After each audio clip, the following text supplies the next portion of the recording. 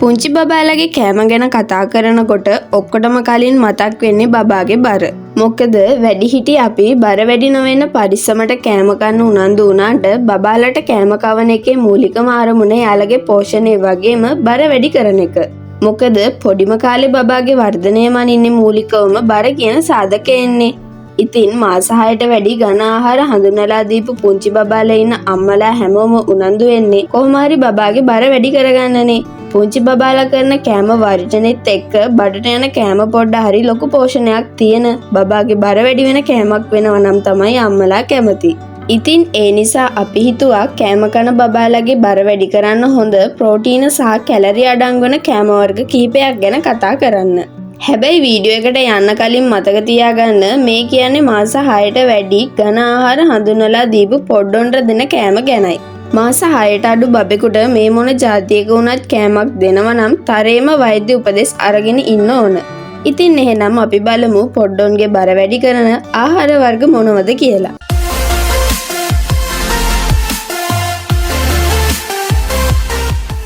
පළවෙනිම දේ තමයි කෙසෙල්.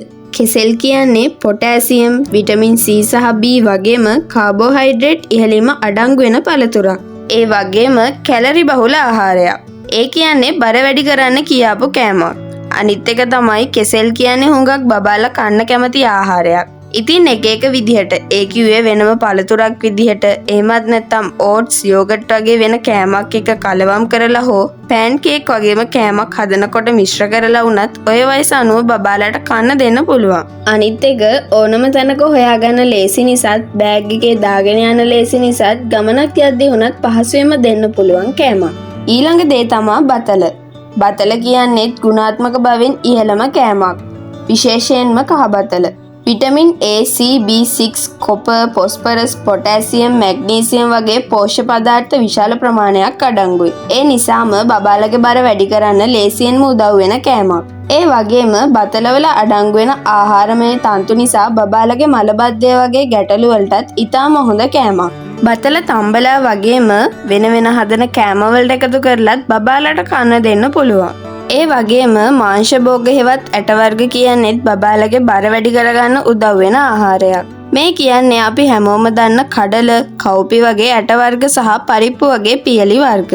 මේ ඇට වර්ග කියන්නේ ප්‍රෝටීන වගේම මැග්නීසියම්, කැල්සියම්, පොටෑසියම්, යකඩ සහ තන්තු බහුල ආහාරයක්. මේ ඇට වර්ගවල අපි මස් මාංශ වලින් ලබා ගන්නවටත් වඩා ප්‍රෝටීන ප්‍රමාණයක් අඩංගු වෙනවා.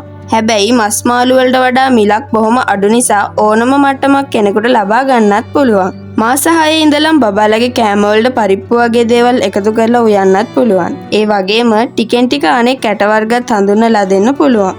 ඇට වර්ග එකතු කරලා කුඩු කරලා සීරියල් විදිහට වෙන වෙනම උයලා තම්බලා වගේම ඕනෑම විදිහකට දෙන්න පුළුවන් බර වැඩි කරන හොඳම කෑමක්. ඊළඟ ආහාරය තමයි ගී හෙවත් ගිතෙල්. අන්න ඒ ගිතෙල් කියන්නේ බබාලට හරිම ගුණදායක බර වැඩි කරන කෑමක්. තනිකරම කන කෑමක් නොවුනට හදන ඕනම කෑමකට එකතු කරලා දෙන්න පුළුවන් මේ ගී කියන ආහාරය. ඒ වගේම බබාලගේ බර වැඩි කරගන්න උදව් වෙන ඊළඟ ආහාරය තමයි චීස් කියන්නේ. අපි හැමෝම දන්නවනේ චීස් කියන්නේ ඉහළ පෝෂණයකින් යුතු ආහාරයක් කියලා.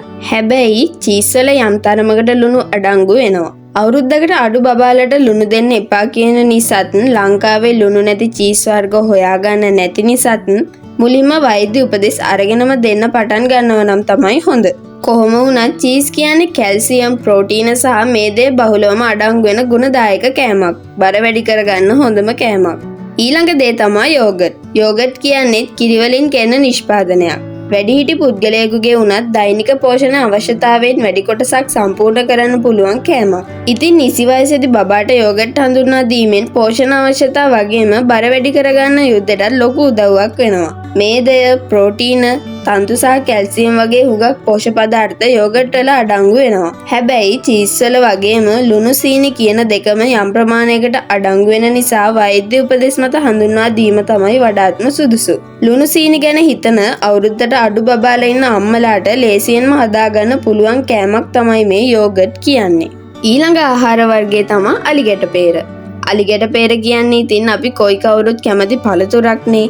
අපි පළතුරක් විදිහටම පරිභෝජනය කළාට යුරෝපීය රටවල සලාද වර්ග, සැන්ඩ්විචස් වර්ග වගේ හුඟක් කෑම හදන්න මේ අලිගැට පෙර භාවිතා කරනවා. අලිගැට පෙර කියන්නේ විටමින් වර්ග විශාල සංඛ්‍යාවක් වගේම කැලරි සහ හිතකර මේදයත් බහුලවම තියෙන ආහාරයක්. බර වැඩි කරගන්න විතරක්ම නෙවෙයි, තව හුඟක් සෞඛ්‍යම ප්‍රතිලාභ ලබා ගන්නත් පුළුවන් මේ අලිගැට පෙර ආහාරයට එකතු කරගන්න එකෙන්.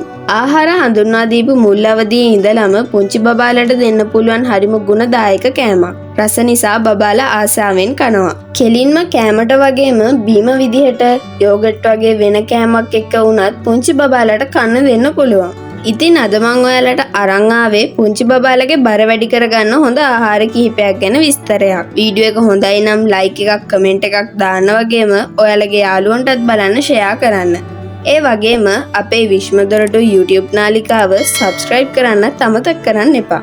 එහෙනම් අලුත් වීඩියෝ එකකින් ආයෙමත් මුණ ගැහෙමු. සුබ දවසක් වේවා.